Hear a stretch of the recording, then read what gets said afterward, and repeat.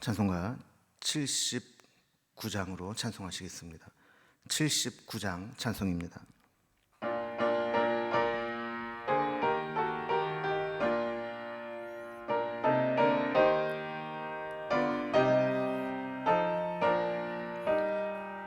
주 하나님 지으신 모든 세계 내 마음 속에 그리어 볼 때 하늘의 별 울려 퍼지는 뇌성 주님의 권능 우주에 찬네. 주님의 높고 위대하심을 내 영혼이 찬양하네. 주님의 높고 위대하심을 내 영혼이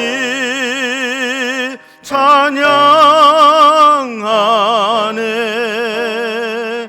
숲속이나 험한 산 골짜기에서 지저귀는 저 새소리들과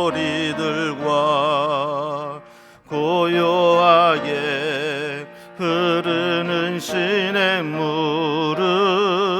주님의 솜씨 노래하도다. 주님의 높고 위대하심을 내 영혼이 찬양하네. 주님의 높고 위대하심을 내 영혼이 찬양하네. 주 하나님 독생자 아낌없이 우리를 위해 보내주셨네. 십자가에 피 흘려 죽으신 주 내 모든 죄를 대속하셨네. 주님의 높고 위대하심을 내 영혼이 찬양하네. 주님의 높고 위대하심을 내 영혼이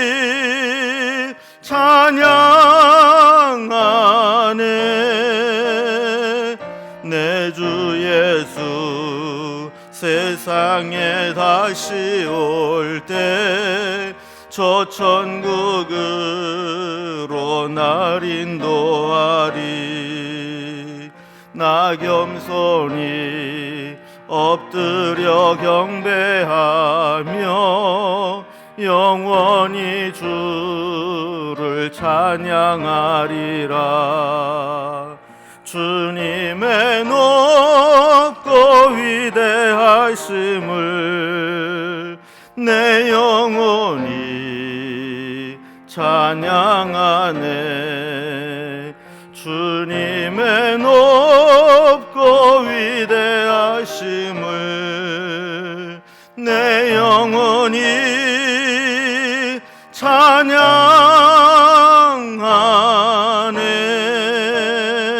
찬양하네. 아멘. 오늘 함께 나눌 하나님의 말씀은 구약성경 욥기 26장 1절에서 14절까지 말씀입니다. 욥기 26장 1절에서 마지막 절 14절까지 말씀을 제가 봉독해 올리겠습니다. 욥이 대답하여 이르되 내가 힘없는 자를 참 잘도 도와주는구나. 기력 없는 팔을 참 잘도 구원하여 주는구나. 지혜 없는 자를 참 잘도 가르치는구나. 큰 지식을 참 잘도 자랑하는구나. 내가 누구를 향하여 말하느냐? 누구의 정신이 내게서 나왔느냐? 죽은 자의 영들이 물 밑에서 떨며 물에서 사는 것들도 그러하도다. 하나님 앞에서는 수월도 벗은 몸으로 드러나며 멸망도 가림이 없음이라. 그는 북쪽 허공에 펴시며 땅을 아무것도 없는 곳에 매다시며 물을 빽빽한 구름에 싸시나 그 밑에 구름이 찢어지지 아니하느니라. 그는 보름달을 가리시고 자기의 구름을 그 위에 펴시며 수면의 경계를 그으시니 빛과 어둠이 함께 끝나는 곳이니라. 그가 꾸짖으신즉 하늘 기둥이 흔들리며 놀라느니라. 그는 능력으로 바다를 잔잔하게 하시며 지혜로 라합을 깨트리시며 그의 입김으로 하늘을 맑게 하시고 손으로 날렵한 뱀을 무찌르시나니 보라, 이런 것들은 그의 행사의 단편일 뿐이요 우리가 그에게서 들은 것도 속삭이는 소리일 뿐이니 그의 큰 능력의 우레소리를 누가 능히 헤아리랴. 아멘. 오늘 우리가 살펴본 말씀은 욥의 친구들과 논쟁을 하게 되는데 마지막 논쟁의 마지막 답변입니다. 그래서 빌닷이 이제 마지막으로 이야기를 하게 되고 거기에 대한 답변인데, 지난번 살펴본 말씀에 보면 빌닷은 하나님의 크고 높으신 권능과 위엄에 비해서 인간은 매우 연약하고 또 불의한 존재라는 것을 대조하면서 욥이 아무리 의로운 척해도 하나님 앞에서는 죄인이라는 사실을 인정하고 빨리 하나님이 주시는 은혜로 회복함을 받아라 하는 이야기를 했습니다. 오늘 본문은 여기에 대한 욥의 답변입니다. 그래서 오늘 본문은 크게 두 부분으로 나뉘는데 1절에서 4절까지는 빌닷이 한 말들이 욥에게 아무런 도움이 안 됐다 그러면서 마치 조롱하듯이 무의미한 이야기였음을 반박하고 있고, 5절에서 마지막 절까지는 빌닷이 하나님의 그 권능과 위엄을 이야기했는데, 네가 알고 있는 하나님이 어느 정도인지는 모르지만 내가 아는 하나님은 이런 분이야 그러면서 하나님에 대해서 내가 더 잘 알아, 이런 식으로 이제 이야기를 하는 것을 보게 됩니다.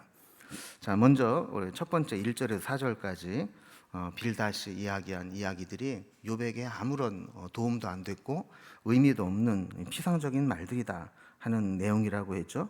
마치 비꼬는 듯하게 그렇게 계속 이야기를 하는데 그 내용을 한 절씩 좀 살펴보겠습니다. 먼저 2절에 보면 네가 힘없는 자를 참 잘도 도와주는구나, 기력 없는 팔을 참 잘도 구원하여 주는구나 그랬습니다. 그러니까 참 잘도 하는구나, 이 이야기는 진짜 잘한다는 칭찬이 아니라 아이고 그러셔, 그렇게 잘하셨어, 이런 식으로 이제 비꼬는 듯한 투로 이야기하는 겁니다.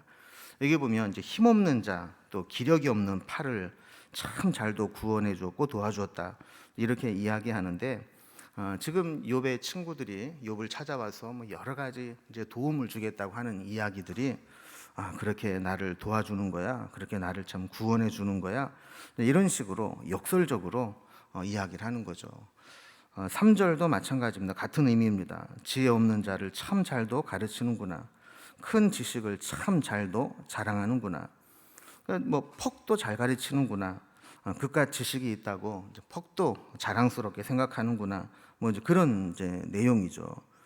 그러니까 이제 욥은 친구들이 와서 날 도와준답시고 나를 구해준다고 가르친다고 하는 것들이 이렇게 부질없는 것들이고 전혀 도움이 안 되는 의미 없는 것들이다. 그러면 4절에 보면 내가 누구를 향하여 말하느냐, 누구의 정신이 내게서 나왔느냐.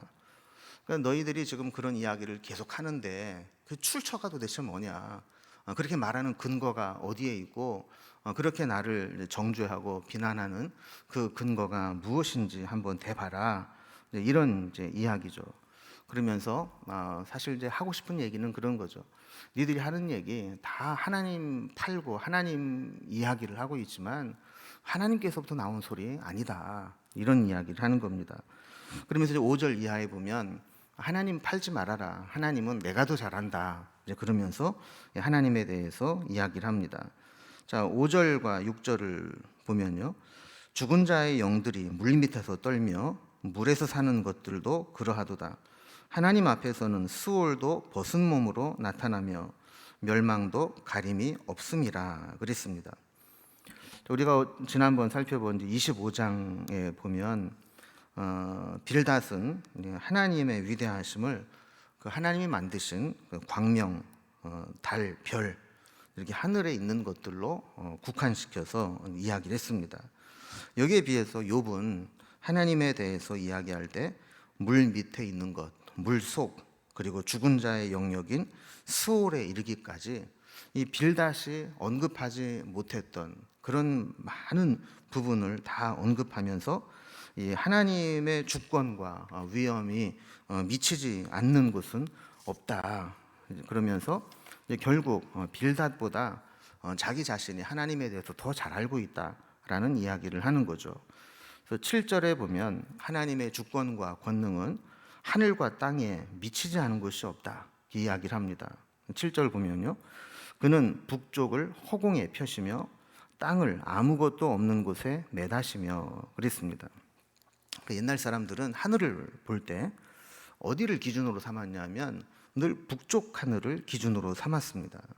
왜냐하면 이 북쪽에 지구가 이제 자전을 하면서 늘 이 기준점이 되는 게 북극성이고, 우리가 이제 하늘을 보면서 별자리를 이렇게 배웠듯이 북극성을 기준으로 해서 뭐 북두 칠성이라든지 뭐 오리온 성좌라든지 이런 별들이 그 북성 기준으로 이렇게 돌지 않습니까?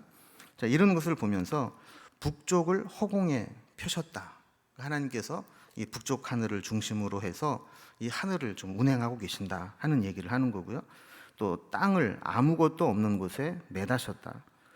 이게 단순히 어떤 시적인 표현인지 아니면 하나님께서 정말 지혜를 주셔서 알고 있는 것인지는 모르겠지만, 이 말대로 한다면 이 하나님께서 지구를 만드실 때 아무것도 없는 이 우주 공간에, 빈 공간에 이 지구가 떠 있는 형상으로 하나님이 지으셨다라는 것을 이야기한 거죠. 그러니까 이게 만약에 단순한 시적 표현이 아니라면 욥은 그 당시에 이 지구가 어떻게 이 중력과 이 우주 한 공간에 공이 떠 있는 것처럼 그렇게 매달아 놓은 것처럼 그렇게 있는지를 알았다는 참 놀라운 표현이 아닐 수 없습니다. 뿐만 아니라 8절에 보면 물을 빽빽한 구름에 싸시나 그 밑에 구름이 찢어지지 아니하느니라 그랬습니다. 하나님께서 이 물의 대류 현상, 이 순환 현상에 대한 자연 질서를 설명하고 있는 건데요. 욥은 이 구름이 이 땅에서 증발된 수분들이 모여서 되어 있고, 이 구름이 결국은 이 물로 되어 있다라는 것을 알게 된 것이죠. 그리고 때가 되면 이 구름이 비를 만들어서 내리게 되는데, 그것으로 인해서 우리 사람이 뭐 농사도 짓고 필요한 물도 얻고 이렇게 하는 거죠. 그러면서도 그 밑에 구름이 찢어지지 아니하느니라. 이 말씀은 구름이 있다고 해서 아무 때나 막 비가 내리는 게 아니고 하나님의 섭리 속에서 일정하게 우기와 건기를 따라서, 그리고 때를 따라서 이른 비와 늦은 비 일정하게 비가 내리게 된다라는 설명입니다.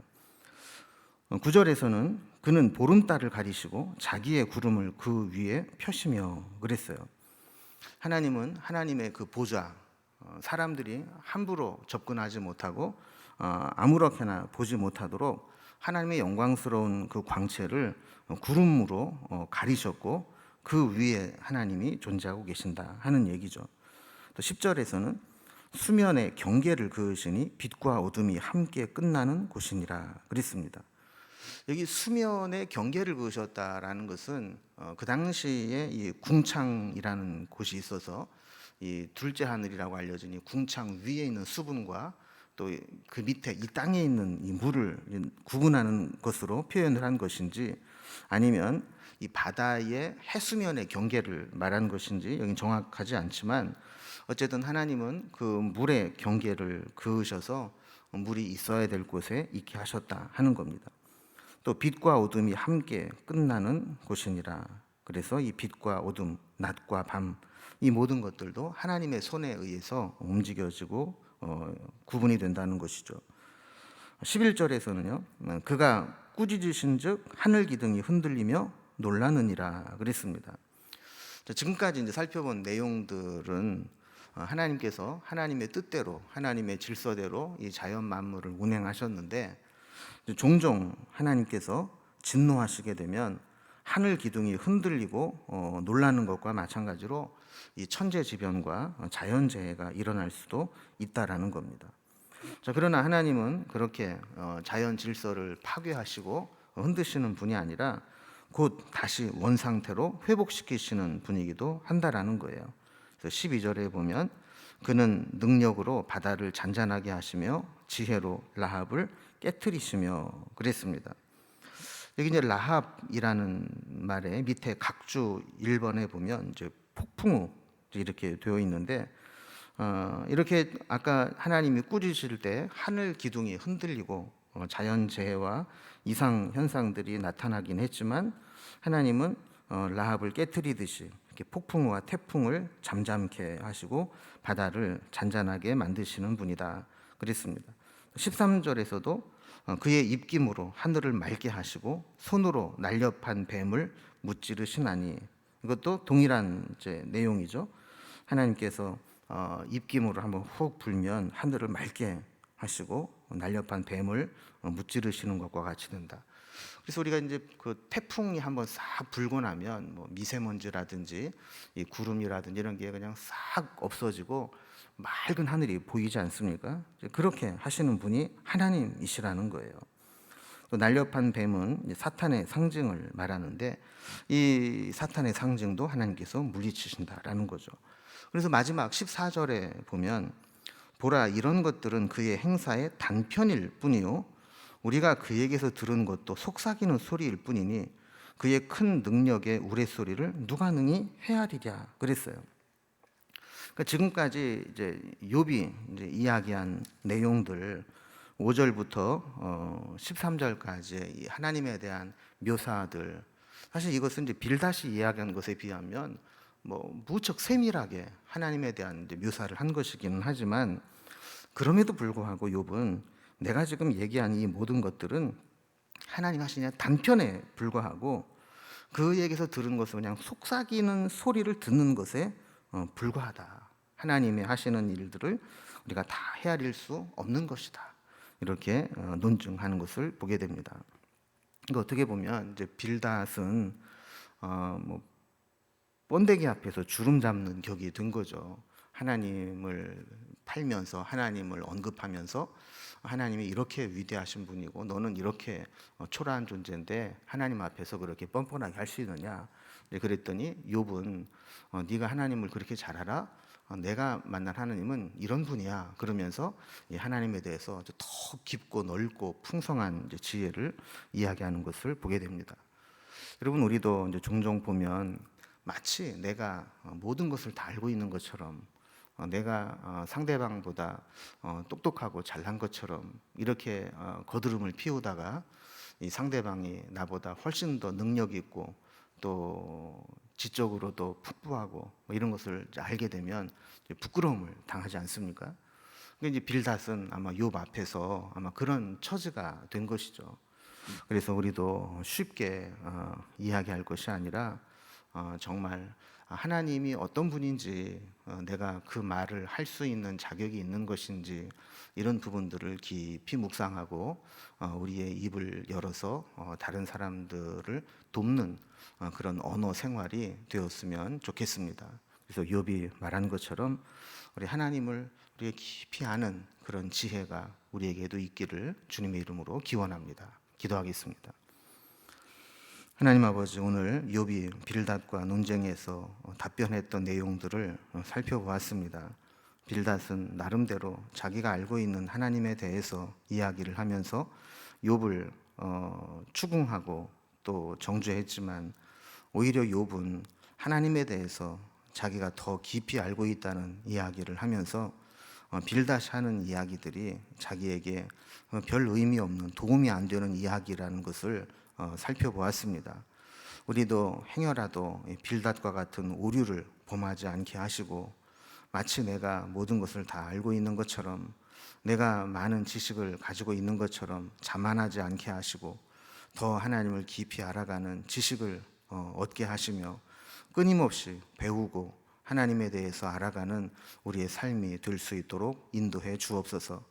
이 세상은 우리의 힘만으로는 헤아리기 어려운 일들이 많이 있습니다. 그럴 때마다 더 하나님 앞에 나오게 하시고 하나님을 아는 지식이 풍성해지는 데 이르도록 우리의 삶을 지키시고 인도하여 주옵소서. 오늘도 우리가 살아가는 데 필요한 은혜를 베풀어 주시고 또한 기도하며 한 걸음 한 걸음 나아갈 때 하나님의 도우심과 은혜가 우리를 이끌어 주시옵소서. 주님께서 오늘 하루도 우리를 인도해 주시고 함께해 주시기를 원하며 예수님의 이름으로 기도드리옵나이다. 아멘. 이제 각자 가지고 계신 기도의 제목들로 하나님께 기도하며 나가겠습니다.